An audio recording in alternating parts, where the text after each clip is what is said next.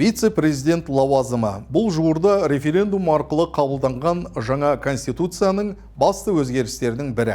46-шы бапта президент құрылтай келісімімен Қазақстан Республикасының вице-президентін тағайындайды.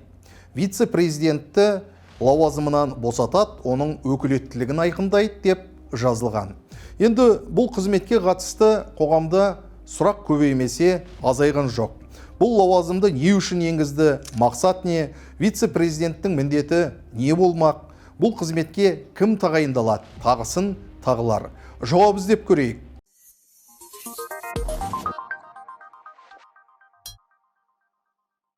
Жалпы әлемдік тәжірибеге көз тастасақ, вице-президент институты кең тарамаған.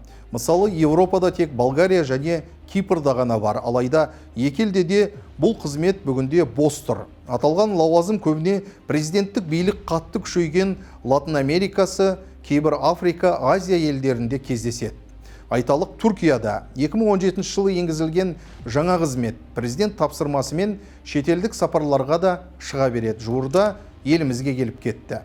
Бұл лауазым Иранда да бар, бірінші вице-президент және вице-президенттер, ал ТМД елдерінде ше. Бұл қызмет жалғыз Әзербайжанда бар. Конституцияға сай, Иран секілді бірінші вице-президент және вице-президенттер бар. 2017 жылдан бері бірінші вице-президент лауазымын мемлекет басшысы Әлиевтің әйелі Мехрибан Әлиева атқарып келеді. Ал қатардағы вице-президент қызметтері бос тұр. Кейбір сарапшылар бір отбасы өкілдерінің қос қызметті қатар атқаруының басты себебі билікті ешкімге бермеу, Әлиевтер отбасында сақтап қалу, келешекте орынтаққа ұлы кіші гейдарды отырғызу деп есептейді. Бірінші вице-президент қызметі де осы билік транзитін жүргізу үшін ойлап табылды деген пікір айтады. Сонымен қатар, бұл қызмет ақш конституциясында да бар, бірақ вице-президент лауазымы аса ықпалды саналмайды. Сенатқа төрағалық еткенімен жұмысына қатыспайды. Дауыстар тең түскенде ғана өзі дауыс бере алады. Бірақ вице-президент қызметі адамның өзіне де байланысты. Мысалы, Дик Чейни тарихтағы ең ықпалды вице-президенттің бірі саналды. Ал Джо Байден Обамаға қолдау көрсетіп, кейін өзі президент атанды. Қазір осы лауазымдағы Джей Ди Венс сыртқы саясатқа белсенді араласады. Бірақ ақш тарихында төтенше жағдайдан кейін вице-президент ел басшысы атанған кездер де болды. Сонымен әлемдік тәжірибеде вице-президент лауазымы атқарушы биліктің тұрақтылығын қамтамасыз етуші лауазым иесі ретінде қарастырылады. Мысалы, мемлекет басшысы қызметін атқара алмай қалған жағдайда билікті қабылдаушы тұлғаға айналады. Сондай-ақ президенттің сенімді серіктесі әрі саяси кеңесшісі ретінде басқару процесіне қатысады және жекелеген бағыттарды үйлестіреді. Кей жағдайларда президенттік билікті күшейтетін болмаса, билік транзитін қамтамасыз ететін саяси гарант ретінде де өз функциясын орындайды.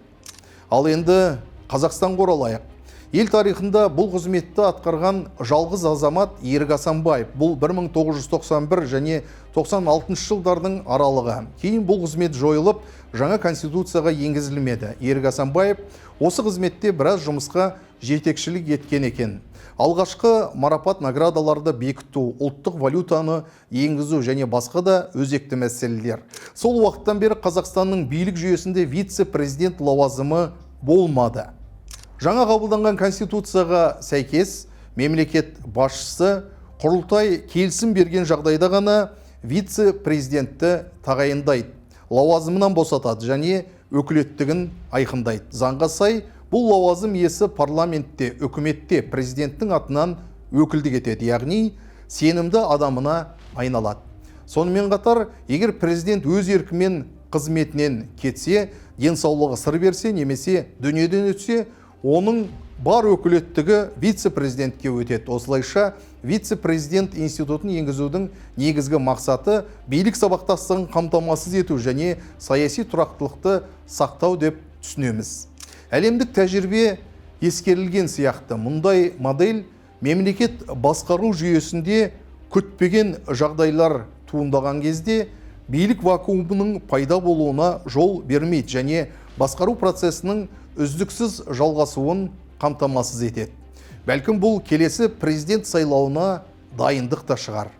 Сонымен қатар ол президенттің саяси бағытын қолдап, оның стратегиялық шешімдерін жүзеге асыратын маңызды тұлғаға айналады.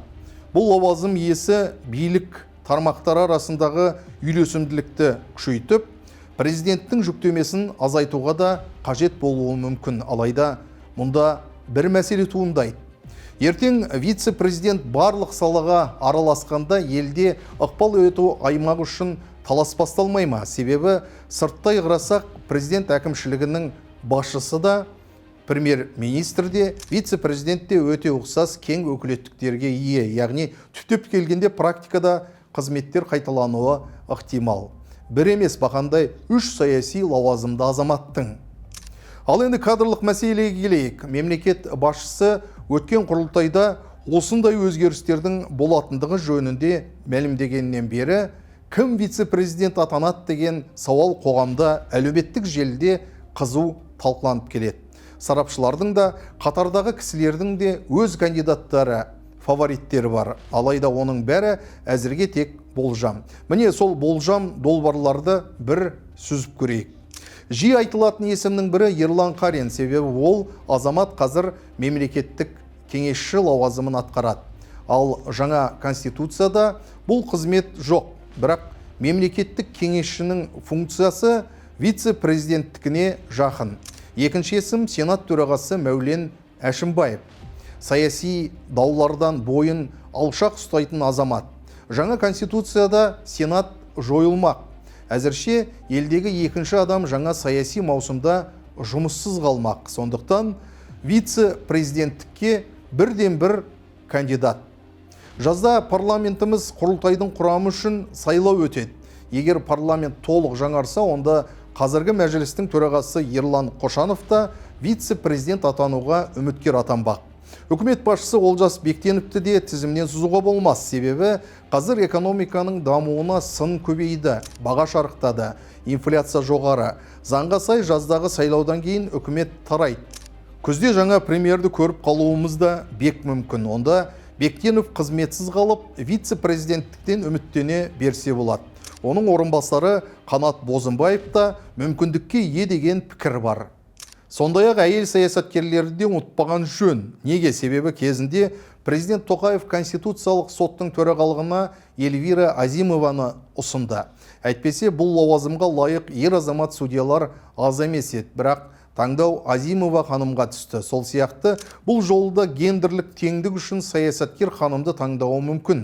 Дегенмен тың есім new name-дерді де көріп қалуымыз мүмкін. Саясатта бәрі мүмкін. Саяси жүйедегі мүдделерді элитаралық тепе-теңдікті сақтау үшін, буын жаңарту үшін мұндай қадамның болу мүмкіндігін де жоққа шығармаған жөн.